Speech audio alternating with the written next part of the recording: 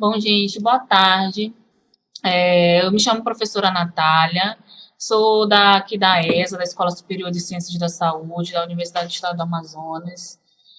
Só para falar um pouco, que essa web palestra está inserida num ciclo de palestras que vai acontecer pelo menos uma vez a cada mês e que vai envolver a questão da violência contra a criança e o adolescente. Então, qual que é a necessidade da realização desse ciclo de palestras, né? Vem em direção à necessidade de que a violência contra a criança e adolescente no estado do Amazonas, ela vem sendo subnotificada, principalmente pela dificuldade da grande maioria dos profissionais não estarem aderindo ou desconhecerem a ficha de notificação de violência interpessoal e autoprovocada, que é uma grande ferramenta que nós temos hoje para o controle do agravo em se tratando da violência. E por se tratar de um agravo tão complexo que exige, primeiro, que a gente entenda o que é violência, então as primeiras web palestras, elas se direcionam para que o profissional possa entender primeiro o que é violência, como identificar cada uma dessas violências, e a partir do momento em que eu me sinto preparado para identificar cada uma dessas violências, eu entro, então, com a questão do preenchimento da ficha de notificação, que é a nossa grande ferramenta hoje da vigilância desse agravo. E aí, posteriormente, de que forma eu conduzo essa ficha de notificação? Daí, então, eu preciso entender o fluxo de atendimento, né, e de encaminhamento desse caso de violência e da própria ficha de notificação. Então, a gente inicia hoje com a questão de uma das violências que é bem notificada aqui no estado, que é a questão da violência física. A gente conta hoje, né, e já aproveito para agradecer a participação da professora Renata Morim, que é pediatra, né, e tem essa experiência em relação ao atendimento das crianças, para trazer de que forma a gente pode identificar a violência física. Tá? E aí, posteriormente, no próximo mês, no dia 18 de março, a segunda web palestra ela vai se direcionar à violência psicológica. E aí nós vamos ter a violência sexual, a questão da negligência e do abandono, o trabalho infantil. Como preencher essa ficha de notificação, nós vamos ter duas web palestras direcionadas só para o preenchimento dessa ficha, que é uma ficha bem complexa, alguns profissionais têm dificuldade no preenchimento dela, então vão ser duas web palestras bem esclarecedoras, para então a gente falar do fluxo de atendimento dos casos e dessa ficha. Então, agradeço desde já a participação de todos. Enviem dúvidas, a gente vai estar disponível, tanto eu, professora Natália, quanto a professora Renata, quanto os próximos palestrantes, para o esclarecimento de dúvidas de vocês. Obrigada. Boa tarde, meu nome é Renata Morim, eu faço parte do corpo docente de pediatria da Universidade do Estado do Amazonas, e é um prazer estar aqui hoje com vocês para nós conversarmos a respeito dos principais tipos de violência que atingem crianças e adolescentes. No caso, hoje, o foco vai ser a violência física. Bom, a primeira coisa que a gente tem que pensar é como que nós definimos a violência contra a criança e o adolescente. Então, a violência pode ser definida como toda ação contra a criança ou adolescente ou uma omissão consciente aplicada, que venha provocar dor, seja ela física ou emocional. Com relação à tipologia da violência, é importante falar disso para a gente esclarecer um pouco. Tem a violência auto-infligida. A violência auto-infligida é aquela violência que o indivíduo faz a si mesmo. Suicídio ou tentativa de suicídio, autoflagelação, mutilação. É muito comum hoje em dia nós verificarmos o cut, que é um corte que os adolescentes produzem em si mesmos usando giletes. Está relativamente frequente esse tipo de violência. E a violência interpessoal. A violência interpessoal são entre pessoas. Ela pode ser a violência doméstica, que é a violência quando o agressor tem laço de parentesco ou laço de dependência com o agredido, a vítima.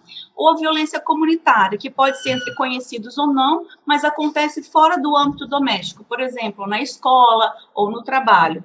Além disso, tem a violência coletiva, que ela pode ser subdividida em social, econômica. Ela é uma violência, por exemplo, contra alguns grupos, por exemplo, guerras ou terrorismo. E nosso foco principal aqui vai ser a violência física, e a maioria das vezes a criança é vítima, infelizmente, da violência doméstica. E a natureza da violência? A violência física, que é o que a gente vai abordar hoje, a violência física, ela envolve o uso de força física. A violência psicológica, ela envolve agressões, exigências demasiadas, punições injustificáveis, contra a criança, depreciação. A negligência, a falta de cuidado, negligência da saúde, da higiene, da educação, do afeto, chegando no máximo ao abandono da criança. A violência sexual, que é o uso da criança ou adolescente para qualquer gratificação sexual.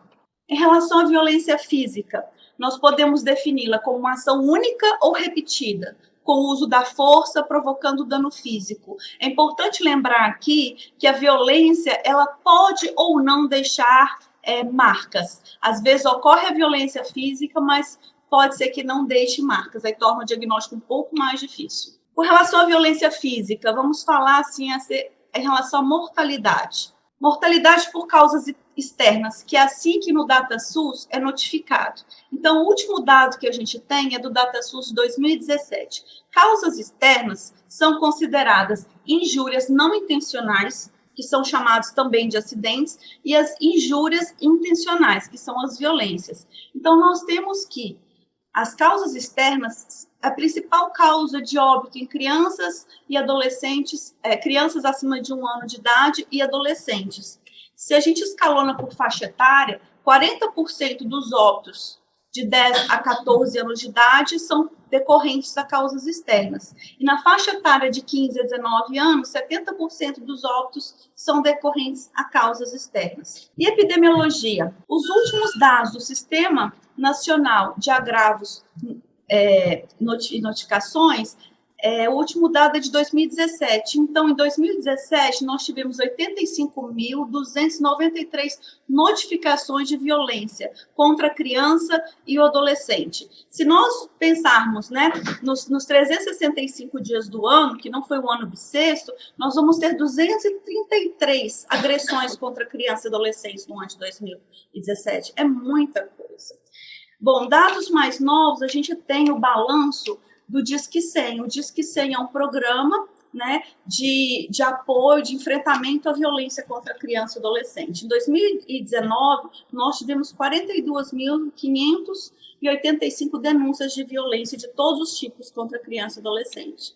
E, pegando esse dado ranqueado por estado, nós temos aqui que o Amazonas ficou em 12º lugar desse ranking, com um número de 78,28 notificações para cada 100 mil habitantes. Coloquei aqui, essa é uma reportagem da Veja, de dezembro de 2019, evidenciando aqui exatamente aquilo que eu comentei, os dados do Sistema Nacional de Notificação de Agravos, que mostram que 233 agressões ocorreram em 2017 contra crianças e adolescentes. É importante frisar que 70% dessas agressões são violências físicas e mais de 60% aconteceram em ambiente domiciliar. E com relação aos dados estatísticos, apesar de eu ter mostrado vários dados para vocês, né, impressionantes de violência, nós temos o quê? Que, infelizmente, os dados no Brasil sobre violência contra criança e adolescente não são confiáveis, não são fidedignos. E será por que isso acontece? Porque nós estamos silenciados, porque nós subnotificamos isso. E aí eu deixo em branco para a gente pensar. Será por que isso está acontecendo? Né? Será o que está levando a essa subnotificação? Será que a falta do reconhecimento da violência? Será que a necessidade de treinamento em relação a identificar a violência? Será que é falta de treinamento da notificação? Então, nós não podemos ficar calados, nós temos que estar alertas. Então, o que fazer? Né? Como fazer? Então, atenção, a gente tem que prestar bastante atenção em alguns sinais e sintomas da vítima e do agressor, que a gente vai conversar agora, nesse momento. Então, com relação à anamnese do exame físico, aquela entrevista, né? O que nós temos que observar? A gente tem que pedir, quando a criança sofre algum trauma ou adolescente, uma descrição detalhada do evento, para a gente entender o que realmente aconteceu, com uma riqueza de detalhes, para a gente entender como foi o trauma, o que levou, qual foi a situação, enfim, para a gente realmente entender a história e verificar se está um pouco, se tem alguma inconsistência com a história, com a lesão que a criança apresenta. Outra coisa muito importante é quando há qualquer discordância da história contada entre familiares. Às vezes, um familiar conta a história de uma maneira, o outro conta de outra, a criança conta de outra forma. Então, discordância em história tem que se suspeitar de violência. Uma coisa muito importante também é o mecanismo do trauma. Quando o mecanismo do trauma não condiz com a lesão. Por exemplo, quando uma criança, os pais relatam que uma criança de 5 anos de idade, correndo, caiu da própria altura e quebrou o braço. Geralmente, nessa idade, esse mecanismo de trauma, de fratura, ele provavelmente foi mais intenso. Então, a gente sempre tem que observar a história junto com a lesão e pensar se está compatível o mecanismo de trauma da história e a lesão que a criança ou adolescente apresenta. Demora em buscar atendimento médico. Nós observamos, às vezes, que a demora em buscar atendimento médico pode ser um indicativo de violência. História de traumas muito frequentes. Aquelas crianças que têm história, que se machucam o tempo todo, e o tempo todo está procurando serviço de urgência, tem que ser aventado, o profissional tem que lembrar de motivo de violência. Outra coisa muito importante que a gente precisa estar bem atento, o profissional de saúde, educação, todos nós, né, sociedade civil, a gente tem que ter essa responsabilidade. Observar uma criança muito apática, muito indiferente, né, muito triste, né, a gente tem que ter atenção com isso. Outra coisa importante é uma lesão não compatível com o desenvolvimento da criança. Por exemplo, é um bebê pequeno, né, de 6 meses, por exemplo, com uma fratura de fêmur, né, quebrou a perna. Como um bebê que nem anda vai ter uma fratura dessa magnitude, né? Então, exige bastante atenção, lesão não compatível com o desenvolvimento da criança. Lesões em várias partes do corpo. Então, assim, é muito comum a criança que é vítima de violência ou adolescente apresentar lesões em várias partes do corpo. Então, a gente tem que estar atento, tem que examinar não só o local da queixa, mas o corpo inteiro da criança. E se suspeitar de violência, mais ainda, principalmente em áreas descobertas, áreas cobertas, que é onde se esconde mais a violência. Que eu falo assim, onde que a criança está vestida, a região de abdômen, de dorso, né? E lesões em diferentes estágios de evolução. Por exemplo, a criança tem várias equimoses, várias manchas roxas, e existem diferentes, tem umas mais recentes, outras mais antigas, ou fraturas ósseas, algumas fraturas com consolidação antiga, outras mais recentes. Isso é indicativo de violência também. Bom, eu vou colocar agora um caso clínico, tá? Então, esse caso é do ambulatório, é um lactente do sexo masculino, 6 meses de idade, com história que há 2 dias ter queimado a mão ao tomar mingau. Na ocasião, estava sendo cuidado pela tia. Então, o que nós temos que pensar? Vamos olhar bem para essa mãozinha desse bebê, onde que ela está machucada, né? E a extensão da lesão que nós estamos vendo, a queimadura. Então, o que a gente tem que estar atento? Mecanismo da lesão. Vocês acham que um bebê de 6 meses, né, com um prato de mingau na frente dele, como é que ele vai tocar nesse mingau quente? Ele vai tocar como? Com a palma da mão, né? Com a palma da mão e a ponta dos dedos. E não no dorso da mão. Observe que a lesão é no dorso da mão. Então, esse é um mecanismo de lesão. Em relação à extensão da lesão. Imagina que uma criança, um bebê, tocou numa superfície quente. O que ele vai fazer? Imediatamente vai ter o reflexo de tirar a mão da superfície. Então, se esse bebê queimou as mãos, ele iria queimar de uma forma provavelmente mais leve do que nós estamos vendo. Talvez, com certeza, uma extensão menor do que nós estamos vendo. Né? Então, observem aí, essa queimadura, olha, vocês podem observar aí 3 bolhas, né, que se estouraram aí nesse caso, aí quando ele foi avaliado por mim. Então, o que acontece? Essas bolhas significam a queimadura de 2º grau. Então, essa superfície quente ficou em contato com o dorso da mão do bebê, né? E uma certa demora de procura de atendimento. Então, o que, que acontece? 48 horas o bebê ficou com a mão queimada e não procurou assistência? Né? Então, esse tipo de lesão, né, mesmo com essa história completamente incompatível, isso já justifica levantar a hipótese de violência e já justifica tomar as providências em relação a isso. As queimaduras. As queimaduras, elas ocorrem em 10% das violências físicas, então é muito importante a gente ter atenção para as queimaduras, que podem ser queimaduras provocadas. Às vezes, os agressores usam objetos para fazer essas queimaduras, né? Então, por exemplo, essa queimadura aqui, espero que vocês estejam enxergando bem. Esse tipo de queimadura, o que, que vocês imaginam que seja? Essa queimadura foi por submersão, queimadura de banho, tá? Então, queimadura evidente, tem ali, ó, fez essa queimadura de 2º grau, extensa, tá? Então, esse tipo de lesão em extremidades, ele é muito comum com a submersão. Uma lesão no molar, na palma da mão, dessa forma, ó, lembra muita gente o quê? Queimadura por cigarro também.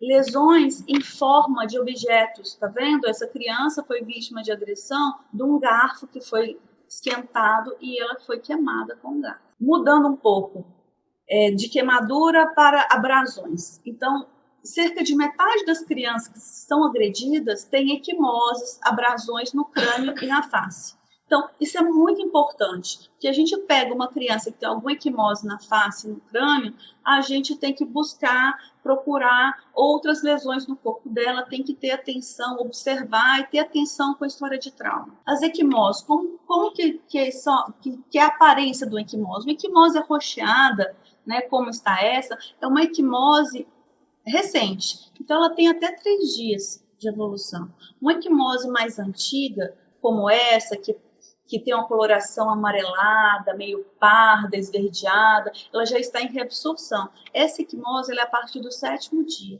Então, se você pega uma criança com uma história, por exemplo, que aquela lesão aconteceu recentemente, há 2 dias, e você vê uma equimose, como essa equimose da imagem da direita, você já sabe que aquela equimose não é compatível com essa história. Então, suspeite de violência. Uma outra coisa importante da gente ter atenção, eu falei que metade das crianças que sofrem agressão tem lesões na face e no crânio. Então, nós vamos lembrar, quando a gente vê lesão na face e no crânio, lembrar que essas lesões podem ser indicativos, sinais que pode haver alguma lesão do sistema nervoso central, tá? O sistema nervoso central pode ter, que cursa com maior gravidade. 80% dos casos de lesão do sistema nervoso central deixa sequela. Então, se você encontrou lesão no crânio, na face, suspeita de violência, você tem que radiografar, né? Você tem que buscar outros exames também de imagem que indiquem sangramento intracraniano, tomografias, né? Então, você tem que ter essa atenção. Quais são os sinais e sintomas de uma criança com acometimento do sistema nervoso central? Ela tem vômito, ela tem sonolência, ela tem inapetência, ela fica apática, né? Então, a gente tem, como a criança suspeita de violência nessas condições, a gente tem que sempre imaginar que tem algum acometimento do sistema nervoso central. Tem uma síndrome que é muito conhecida que vale a pena a gente falar aqui, é a síndrome do bebê sacudido. Acontece até os 3 anos de idade. Então, é mais frequente até 1 ano de idade. Então, ela consiste no chacoalhamento do bebê. Então, com o balançar da cabeça, né, você tem aceleração e desaceleração ali das estruturas intracranianas. Então, o que que acontece? Então, aquelas estruturas sofrem ruptura tecidual, um cisalhamento. Então, com o rompimento dessas estruturas teciduais, pode haver sangramento intracraniano, que pode cursar com convulsões, paralisias, retardos mentais. Nós podemos ter lesão, é muito frequente a lesão de retina, por isso que também é uma indicação importante de fundo de olho, quando a gente suspeita que o bebê teve a síndrome do bebê sacudido, porque tem a lesão de retina e pode cursar com perda de visão, tá? Além disso, quando o bebê é chacoalhado, também com brutalidade, pode ter fratura dos arcos costais posteriores também. Então, infelizmente, é frequente, assim, 90% dos casos, o agressor é do sexo masculino e o pai biológico. Com relação às fraturas, elas ocorrem em 36% dos casos de violência física, né?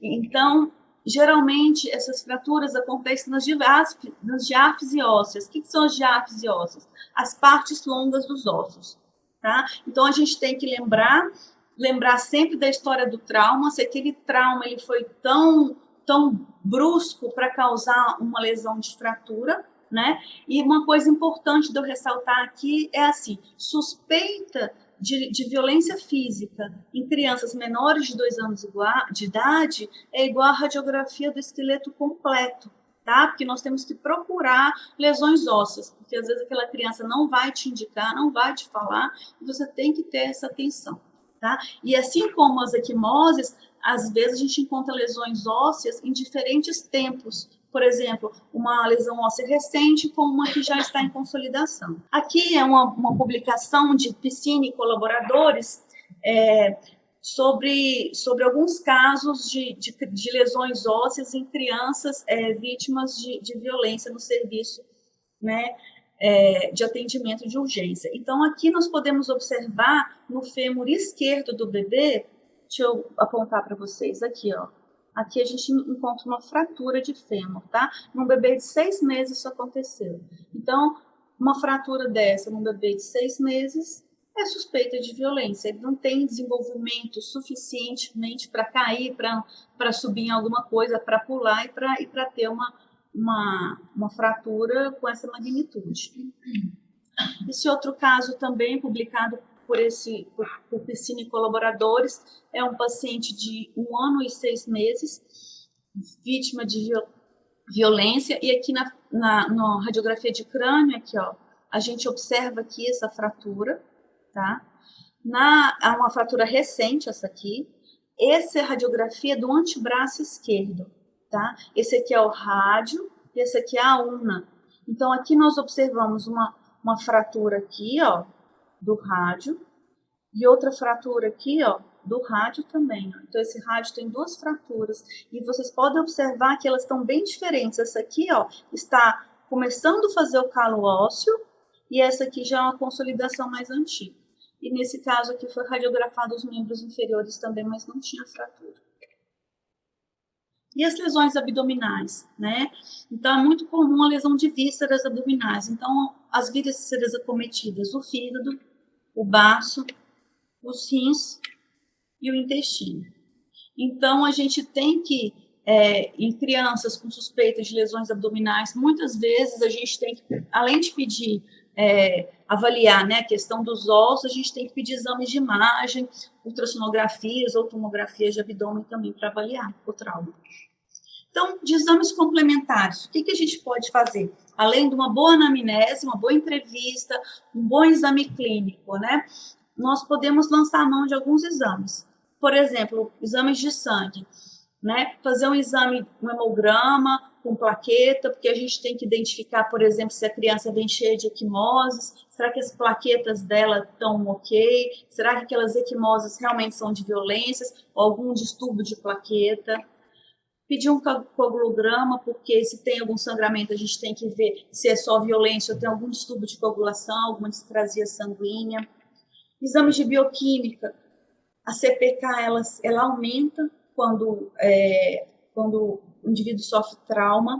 Amilase e função hepática, ASHA, LT, gama-GT, fosfatase alcalina, elas aumentam quando há trauma também. E nós temos que lembrar também de intoxicações exógenas. Existem exames específicos, tanto de sangue quanto de urina, para intoxicação, por exemplo, com benzodiazepínico, fenobarbital, se for o caso de alguma suspeição de intoxicação associada com violência também. Exames de imagem. Como eu disse, radiografia em crianças acima de 2 anos dá para ser radiografias mais direcionadas, dependendo da dor ou dos sinais clínicos, né? Suspeição de fratura, menores de 2 anos, radiografia do esqueleto completa. Ultrassonografia, já falei da ultrassonografia de abdômen, que podemos lançar a mão. Bebês que ainda têm fontanela aberta, nós podemos pedir uma ultrassonografia pela fontanela. Tomografia computadorizada pode ser usada tanto em trauma de crânio, trauma de tórax, trauma de abdômen, tá? E a ressonância magnética, ela fica mais reservada a casos de lesões intracranianas, né, com pesquisas mais sutis. É muito importante a gente falar de nível de gravidade. Então, Pfeiffer, em 2011, propôs classificação da violência física em níveis de gravidade, de maneira que nós possamos melhor manejá-la. Então, desses 3 níveis de violência, o primeiro são lesões leves e sem risco de revitimização. Então, o que seria isso? Seria lesões que não necessitam de tratamento, nem ambulatorial, nem hospitalar, né? São lesões muito leves, né, que não precisariam de tratamento, e o agressor não tem antecedente de violência, e ele aceita, ele entende aquela postura frente à criança, de bater com o cinto, ou bater com a mão, aquilo ali tem que ser revisto, tá? Então, nesse caso, o que o profissional faz? O profissional da educação, o profissional de saúde, você está ali atendendo essa situação, se você vai conversar com o agressor, né, explicar acerca disso, dessa postura, vai, mesmo conversando, você vai ter que fazer a notificação para o Sistema Nacional de Agravos e Notificações e vai ter que notificar o Conselho Tutelar, tá? Então, mesmo lesões leves, sem risco de vitimização, implicam em notificação e Conselho Tutelar. E se as lesões forem graves ou tiver risco de revitimizar a criança? Aí, nós fazemos também, além de atender a criança, fazemos a notificação, acionamos o Conselho Tutelar e ou o Ministério Público, tá? Tem que ser elaborado um relatório multidisciplinar de quem atendeu aquela criança, por exemplo, pediatra, cirurgião pediátrico, psicólogo, serviço social, ortopedista, enfim, quem ali precisou de ser envolvido no atendimento deve colaborar no relatório multidisciplinar. E esse relatório multidisciplinar, ele é encaminhado tanto para o Ministério Público e a notificação para a Vara da Infância e Juventude. Tá? Isso é violência gravíssima e tem risco de morte. Né? Uma violência que ou é muito grave e a criança vai sofrer nova revitimização e aquilo ali implica, imputa em risco de morte, ou pela violência em si, ou porque ela pode correr risco de ser revitimizada e ter risco de morte. Aí, ela é internada, mesmo se não tiver risco iminente de morte, ela é internada para afastá-la do ambiente, né? Principalmente que é doméstico o ambiente, e é exigida uma presença do membro do Conselho Tutelar no hospital. Além de todas as notificações acima que são feitas. Ministério Público, Conselho Tutelar, elaboração do relatório e notificação da Vara da Infância e Juventude. Bom, a notificação é compulsória, tá? Dos agravos, sempre tem ela foi criada pela Lei 8.069, em 1990, tá?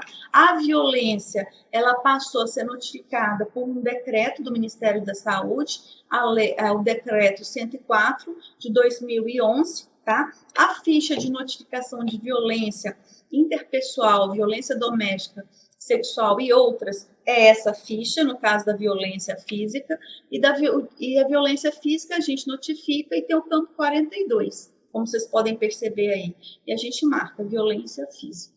E existem vários outros campos que vocês vão ter abordagem acerca do preenchimento deles, inclusive em relação aos encaminhamentos. A mensagem final é aquela: não fique surdo, escute de forma atenta, para você perceber e conseguir identificar, né? Numa entrevista, numa conversa, enfim, conseguir perceber o que está acontecendo ali, entender o contexto, para você conseguir suspeitar. Olhe, tenha um olhar zeloso, né? Não feche seus olhos, observe, porque a violência, a gente só suspeita dela quando a gente olha com cuidado, que sempre, principalmente se a violência doméstica que mais acomete crianças e adolescentes, ela é velada, o agressor tenta esconder, então nós temos que ter esse cuidado. E não fique calado, né? Nós temos que buscar notificar, né? Fazer capacitações, falar sobre o tema em congressos, apresentações e mobilizar a sociedade civil numa discussão realmente de enfrentamento da violência para proteger nossas crianças e adolescentes. Eu não deixei referências porque cada slide tinha uma referência abaixo da informação que eu estava dando. Eu deixei, na verdade, sugestões de leitura. Né? Tem um documento que Richmer e colaboradores publicaram em 2008, da Sociedade Brasileira de Pediatria, que é o Protocolo de Abordagem da Criança ou Adolescente Vítima de Violência Doméstica. Né? Tem um documento muito bom também do Ministério da Saúde de 2011, que é Viva, Instrutivo de Notificação de Violência Doméstica, Social e Outras Violências, e outra publicação de 2010 também do Ministério, que é a linha de cuidado para atenção integral a crianças, adolescentes e suas famílias em situação de violência. Então, meu muito obrigado, viu? Deixo aqui o meu e-mail, caso vocês precisem, e aqui eu vou abrir a gente vai abrir a janela de interação para a gente poder conversar um pouquinho mais. Obrigada. O agressor, né, da violência doméstica, o que ele procura fazer? Ele procura esconder. Então, a gente tem que lembrar que a criança, o que acontece? Ela é extremamente frontal. Então, se ela cai, machuca, ela vai bater a parte da frente do corpo, assim, é a cabecinha na parte da frente, é a canela. Então, por exemplo, se a gente está com ela machucada na parte de trás da panturrilha, ou na parte de trás da coxa, ou aquilo que eu falei, você percebe que tem equimose, abrasão, em tempos diferentes de evolução. Né? Aí você começa a suspeitar daquilo. O comportamento da criança, a criança que sofre violência, ela tem um comportamento mais desconfiado, mais apático. A gente percebe isso. E o agressor, assim, você vai conversando e você vai observando que justifica tudo, busca te dar alguns mecanismos dos traumas que você desconfia disso. Então, assim, é muito importante, quando a gente tem uma suspeita, mesmo que você não tenha certeza absoluta, você fazer a sua notificação. Aquela criança que eu mostrei, que queimada de mingau, né, que foi a história, né? Então, assim, para mim, aquela criança, por exemplo, na minha opinião, do jeito que ela se queimou, para mim, aquela mãozinha foi esticada e foi tocado um ferro quente ali, um ferro de passar roupa. É o que eu acho do mecanismo de lesão, pelo que eu vi, né? O que eu vi, a impressão que eu tive. Bom, negativa? Claro que vai ter negativa. Eu falei para aquela mãe, afasta sua criança da tia, não deixa ficar mais com ela, e notifiquei. Se a gente tem que notificar para criar investigação, tá? Às vezes a investigação pode, talvez, não ser concluída, não ser de violência, talvez a gente suspeitou e não era, antes notificar do que deixar. E a notificação é institucional. O que é isso? A instituição notifica, não é o profissional preenche a ficha, mas não é necessária a assinatura, tá? Então, isso também, essa forma, é uma forma de você ter, do profissional ter menos medo de enviar uma notificação. Tá? Posso fazer mais um? E de toda essa experiência que você tem, né, no atendimento, com que tipo, né, dentro dessas violências físicas, com que tipo mais você se depara? É a questão mesmo do maltrato, a questão da crueldade, do espancamento?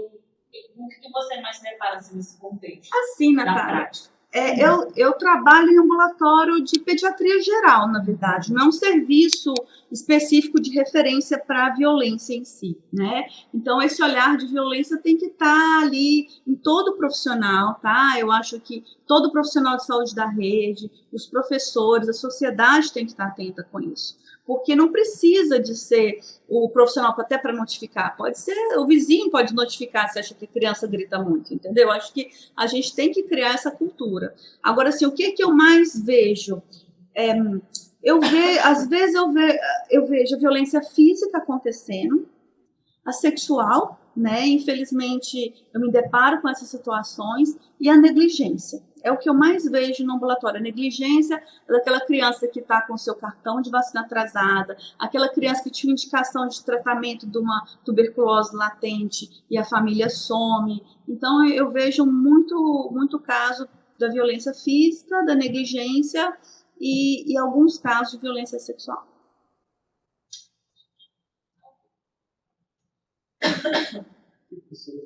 As perguntas. Para ver se alguém tem alguma pergunta. Aqui aparece para mim perguntas escritas? Não está aparecendo Ninguém nenhuma. fez nenhuma pergunta ainda. Mas eu estou guardando perguntas. Se você quiser Podem. para algum município em questão, por exemplo, Apuí, Benjamin Constant, Vicente Sérgio. Eu posso clicar neles? Não? Pois é, eles não aparecem, só texto mesmo. Eles me escutam, né? Eles escutam. Então, Apuí, vocês têm alguma pergunta? Tem algum caso, quer compartilhar alguma experiência? Tabatinga.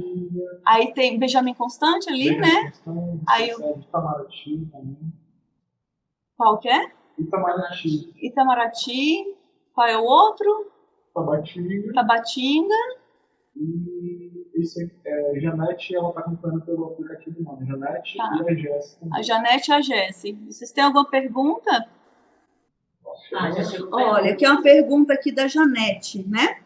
Doutor, de que maneira posso ajudar os vizinhos que nos procuram para fazer denúncias, mas não são capazes de responsabilizar pelas informações? Ou tem medo de fazê-lo? Janete. Janete.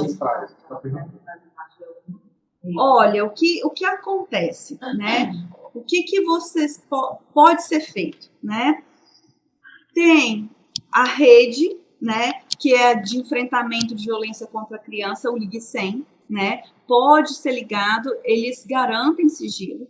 Outra coisa que se possa fazer é ligar para o conselho tutelar daquela região, Zona Oeste, Leste, as regiões têm seus conselhos aqui em Manaus, que eu estou falando, e pode ligar e fazer a denúncia. Ela não precisa estar nominal.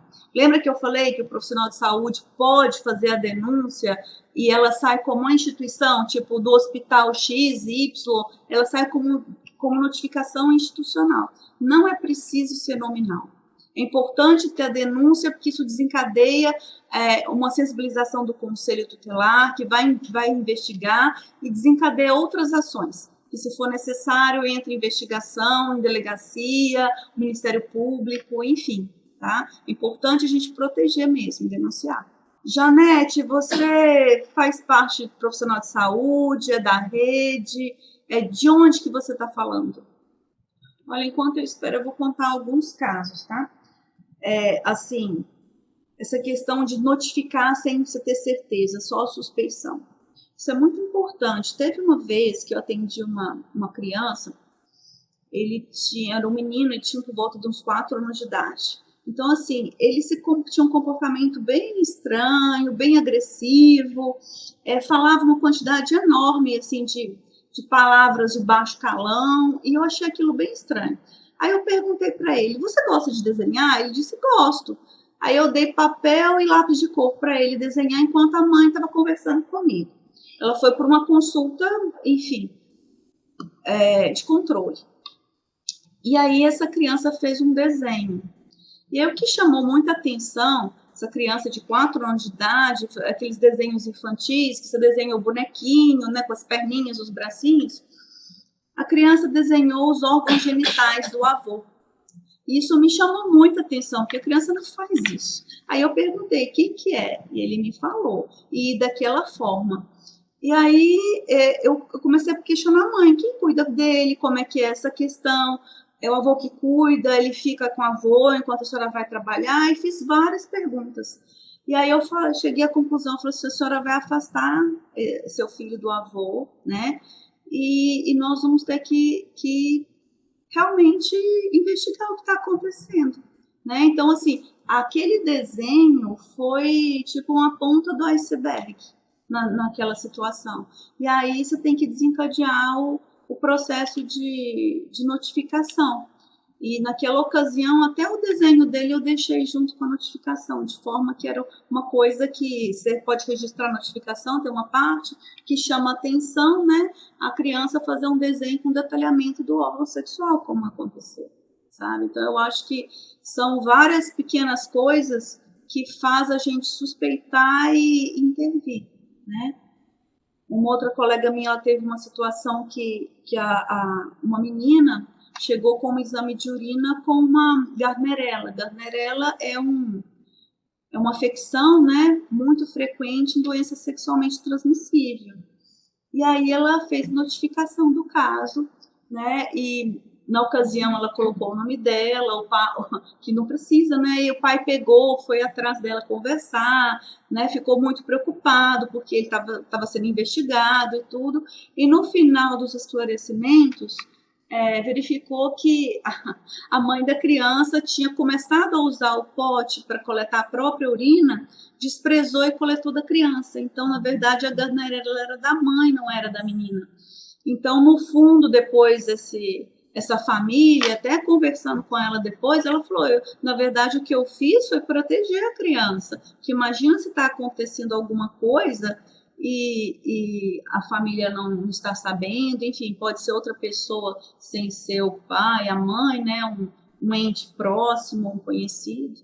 Enfim, são coisas que a gente faz, a gente notifica, às vezes, nesse caso, felizmente, não era violência, mas a suspeição tem que acontecer, tá?